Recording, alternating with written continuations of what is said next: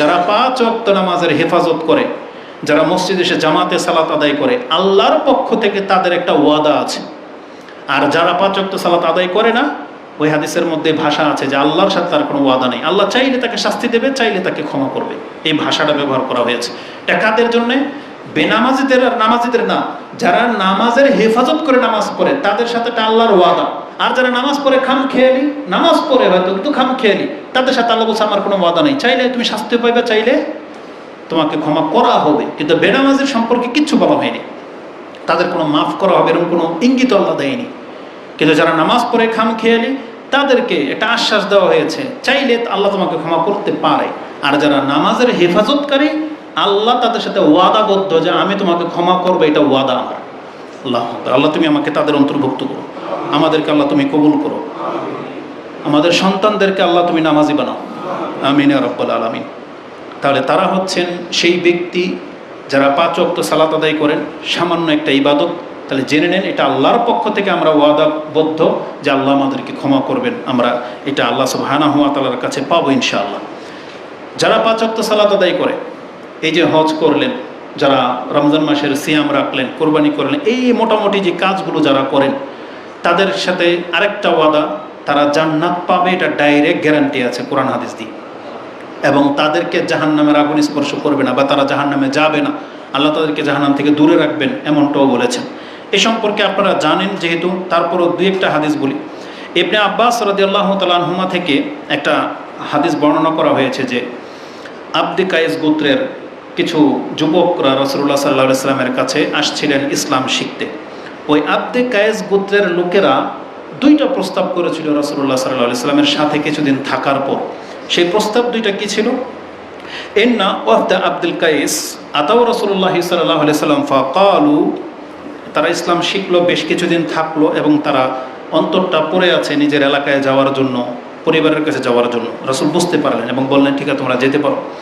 তখন যাওয়ার সময় তারা বলেছিল ফামুরনা বিআমরিন ইয়া রাসূলুল্লাহ, তাহলে আমাদেরকে এমন কিছু আদেশ করেন, না'মালু বিহি, যেই কথাগুলোর উপরে আমরা ইবাদত করব, ওয়া নাদউ ইলাইহি, আর যেই কথার দিকে মানুষকে ডাকবো, আমরা নিজের আমল করব এবং মানুষকেও এই দিকে ডাকবো। আরেকটা বর্ণনা হচ্ছে নুখবিরু বিহি মান ওরানা, যারা আমাদের পেছনে আমাদের এলাকায় আছে, যাদেরকে আমরা যেই বিষয়ের দিকে ডাকবো এমন কিছু গুরুত্বপূর্ণ কথা বলে দেব। তারা আরেকটা বলেছিল নাদখুলু বিহিল জান্নাহ, এমন একটা আমলের কথা বলে দেন যেই দিকে মানুষকে আমরা ডাকবো আর নিজেরা আমল করে জান্নাতি হতে পারবো, এমন কিছু আমলের কথা বলে দেন। রাসূলুল্লাহ সাল্লাল্লাহু আলাইহি সাল্লাম তখন তাদেরকে যে কথাগুলো বলে দিয়ে পাঠিয়ে দিয়েছিলেন সেটা ছিল এই কালু ফা আমারাহুম বিআরবা, তাদেরকে 4টা আদেশ করেছিল রাসূলুল্লাহ সাল্লাল্লাহু আলাইহি সাল্লাম। সে 4টা আদেশ কি? এই 4টা কথাই, আল্লাহর প্রতি ঈমান আনো, সালাত আদায় করবে, যাকাত দেবে, রমজান মাসের সিয়াম পালন করবে। তখন হয়তো হজ ফরজ হয়নি, নাহলে হজের কথা আসতো। হজ তো ফরজ হয়েছে 8ম হিজরিতে, তার মানে এটা হিজরির শুরুর দিকের ঘটনা। সুবহানাল্লাহ। তাদেরকে বলা হয়েছে আল্লাহর প্রতি ঈমান আনো, 5 ওয়াক্ত সালাত আদায় করবে, যাকাত দেবে এবং রমজান মাসের সিয়াম রাখবে। এটা তোমরা নিজের আমল করবে এবং তোমাদের পরিবার, আত্মীয় স্বজন, এলাকাবাসীর কাছে গিয়ে এই দাওয়াতগুলো নিয়ে যাবে। তাহলে তাদের কথা অনুযায়ী তারা কি বলেছিল? নাদখুলু বিহিল জান্নাহ, যে ইবাদতগুলোকে ধরে রাখতে পারলে আমরা জান্নাতে ঢুকতে পারবো। রাসূলুল্লাহ সাল্লাল্লাহু আলাইহি সাল্লাম তাদেরকে ইসলামের এই রুকনগুলোর কথাই বলেছিলেন, যে হাদিসটা আপনি বুখারীতে 87 নম্বর, মুসলিমে 24 নম্বর হাদিসে ঈমানের অধ্যায়ে পেয়ে যাবেন। তাদেরকে ইসলামের রুকনগুলোর কথাই আল্লাহ সুবহানাহু ওয়া তাআলা বলেছিলেন। তো জান্নাতি হওয়ার প্রমাণ হলো এই 5 ওয়াক্ত সালাত, এই রমজান মাসের সিয়াম যারা রেখেছেন, যারা হজ করলেন, আলহামদুলিল্লাহ। দ্বিতীয় হাদিস, তাতে বলা হয়েছে আন আবি হুরায়রাতা আন্না আরাবিয়ান যা ইলা রাসূলিল্লাহি সাল্লাল্লাহু আলাইহি সাল্লাম। এটাও আপনাদের একবারে পরিচিত একটা হাদিস, শুধু খালি আজকে স্মরণ করিয়ে দিই যে রাসূলুল্লাহ সাল্লাল্লাহু আলাইহি ওয়াসাল্লামের কাছে একজন আরব মুসলিম এসেছিলেন গ্রাম থেকে। ফাকালা ইয়া রাসূলুল্লাহ দুল্লানি আলা আমালিন ইজা আমিলতুহু দাখালতুল জান্নাহ, এমন কিছু আমলের কথা বলে দেন যেটা করলে আমরা জান্নাতে ঢুকতে পারবো। প্রত্যেকটা প্রশ্নের মধ্যে আপনি দেখতে পাবেন আজকে মুসলিম জাতি এতটা গাফিল হয়ে গেছে, যারা বাপদাদার সূত্রে মুসলিমের ঘরে জন্ম কিন্তু ইবাদত করে না, তারা ধোঁকায় পড়ে গেছে। তারা এটা বুঝতে ভুল করেছে যে আসলে জন্মসূত্রেই জান্নাত পাওয়া যায় না, জান্নাতের জন্য কর্ম করতে হবে। প্রত্যেকটা হাদিসের মধ্যে কর্মের কথা আছে। সে বলেছিল দুল্লানি আলা আমালিন ইজা আমিলতুহু, আমাদেরকে এমন কিছু আমলের কথা বলেন যদি আমরা সে আমলগুলো করি তাহলে জান্নাতে যেতে পারবো। রাসূলুল্লাহ সাল্লাল্লাহু আলাইহি সাল্লাম চাইলে বলতে পারতেন যে মুসলিম তো তুমি, আমল না করলেও জান্নাতে যেতে পারবা, বলতে পারতেন। কিন্তু তারা বোঝে যে রাসূলুল্লাহ সাল্লাল্লাহু আলাইহি সাল্লাম এই গ্যারান্টি কাউকে দেয়নি। নিঃসন্দেহে একটা মুসলিম হইতে হবে, তাহলেই সে জান্নাতে যেতে পারবে। রাসূলুল্লাহ সাল্লাল্লাহু আলাইহি সাল্লাম তাদের জবাবে যা বলেছিলেন, কালা তা'বুদুল্লাহ ওয়া লা তুশরিকু বিহি শাইআ, এটাই হচ্ছে লা ইলাহা ইল্লাল্লাহ। আল্লাহর ইবাদত করা এবং আল্লাহর সাথে কোনোদিন কাউকে শরীক স্থাপন করতে পারবে না, এটা হচ্ছে প্রথম কন্ডিশন জান্নাতে যাওয়ার। তারপরে ওয়াতুকিমুস সালাতাল মাকতুবা, তুমি 5 ওয়াক্ত ফরজ নামাজটা আদায় করবে। একবারে উল্লেখ করে দিয়েছেন, নফল সুন্নতের কথা বলা হয়নি, তোমাকে 5 ওয়াক্ত ফরজ সালাত আদায় করতে হবে। যারাই যে বলে আমরা আহলে হাদিস, কোরআন সুন্নাহর অনুসারী, তাওহীদবাদী, শিরিক করি না, তাহলে আপনার এটা নাজাতের জন্য যথেষ্ট না, আপনাকে 5 ওয়াক্ত সালাত পড়তে হবে। শুধু শিরিক করি না বলে এই আহলে হাদিস সমাজ যারা নিজেদেরকে কোরআন সুন্নাহর অনুসারী বলে, আমরা বহু জায়গায় ওয়াজে গিয়েছি, তাদের বাড়িতে কোনো পর্দা নাই, তাদের সমাজের ম্যাক্সিমাম যুবকরা নামাজ পড়ে না, বয়স্করা নামাজ পড়ে না। বেনামাজির সংখ্যা মানে পুরো বাংলার জমিনে সব অঞ্চলে আছে। তার ঘর আল্লাহ যেই মাযহাবেরই হোক, যেই ঘরওয়ানারই হোক, বেনামাজির সবার ঘরেই আছে। তাহলে তাদের এই দাবি যে আমরা শিরিক করি না, তাহলে আপনার নাজাতের জন্য যথেষ্ট না।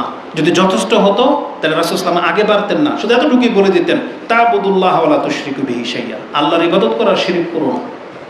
কিন্তু রাসূল সাল্লাল্লাহু আলাইহি ওয়াসাল্লাম আগে বাড়লেন এবং বললেন ওয়াতুকিমুস সালাতাল মাকতুবা, তুমি অন্তত ফরজ সালাত আদায় করবে। তারপর ওয়াতুআদ্দিজ যাকাতাল মাফরুদা, তোমার উপরে যতটুকু যাকাত ফরজ হয়েছে ততটুকু তোমাকে আদায় করতেই হবে। এখানে মাফরুদা শব্দটা আছে। ওয়াতাসুমু রমাদান, শুধু রমজান মাসের সিয়ামটা কম বলছে, এটা তোমাকে রাখতেই হবে। তুমি আল্লাহ সোমবার বৃহস্পতিবার রাখতে পারো বা না পারো, কিন্তু ফরজ সিয়াম তোমাকে রাখতেই হবে।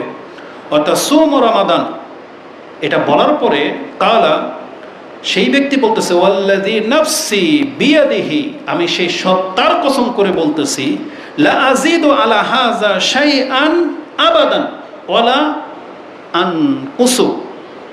ইয়া রাসূলুল্লাহ, আমি আল্লাহর শপথ করে বলতেছি যার হাতে আমার প্রাণ, আপনি যা বললেন, আমি শিরিক করব না, 5 ওয়াক্ত সালাতের ফরজ আমি কোনোদিন ছাড়ব না, আমি যাকাত দেওয়া থেকে বিরত হব না, আমি রমজান মাসের সিয়াম রাখবো আবাদান, যতদিন পর্যন্ত আল্লাহ আমাকে বাঁচিয়ে রাখবে, এটা আল্লাহর কসম করে বলতেছে।